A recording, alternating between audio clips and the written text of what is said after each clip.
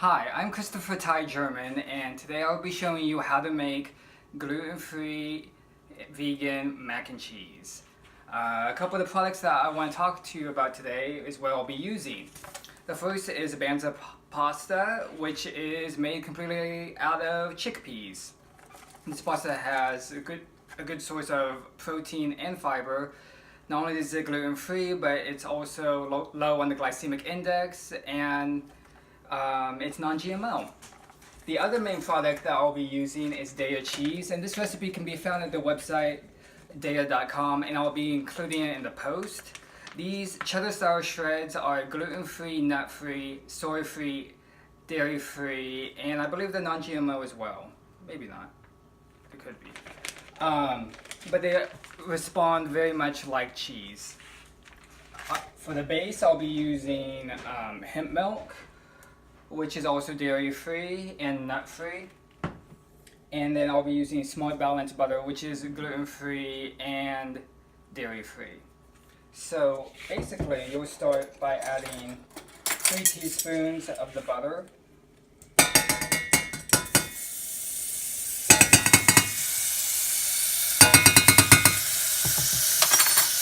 Turn that down a little bit.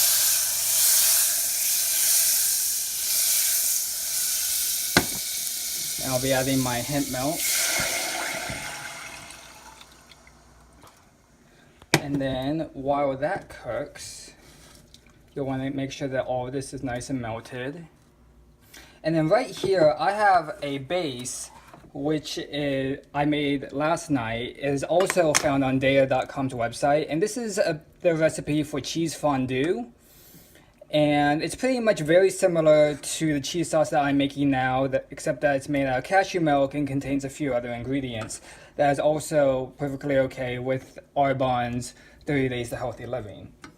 So as this warms up, I'll be adding my cheese very soon. And I'm also going to go ahead and add this, which is part of the recipe, which is nutritional yeast. Nutritional yeast is gluten-free, and I'm not exactly sure what it is. There's a list of ingredients on it, but it gives it a nutty, cheesy flavor to it. So I'll be adding a few teaspoons of that. And again, I'll post the recipe along with this post. Stir that in. Now that this is getting kind of hot, I'm going to go ahead and add my cheese shreds. And as you can tell, it looks a lot like cheese, and once you mix it in with other products or just cook with it, it will taste very similar to cheese. Another ingredient that I like to add is just dry mustard.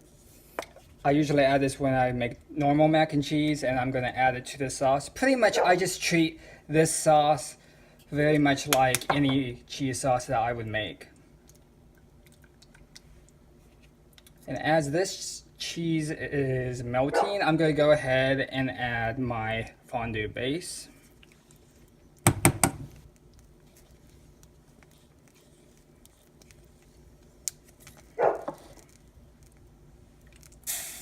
And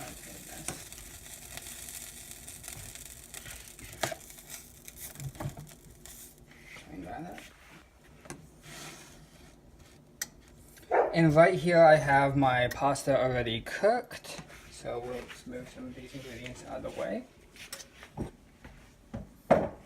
And this is what the pasta looks like once it's cooked. It pretty much responds very much like any pasta would. Let me mix this up a little bit more, and it's almost ready, so let me make sure that this is all incorporated.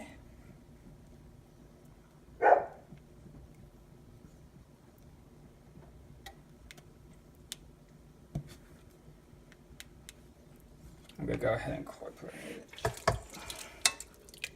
And then I'm going to stick all of this in a casserole dish and into the oven at 375 just until the cheese gets bubbly, and it should bake just like it normally would. Turn off my burner. So as you can tell, this is pretty much what it's going to look like. Pour it into my casserole dish. I don't really grease it. I don't really think that it needs to be greased. So there you have it. And then the last ingredient that I have right here is this gluten-free panko style crumbs. This is made out of rice flour, so you don't have to add it, and it's not necessarily something that is on the 30 days, but it is gluten-free. And again, you don't have to put this on. Another thing that you can do is that you can add your own protein.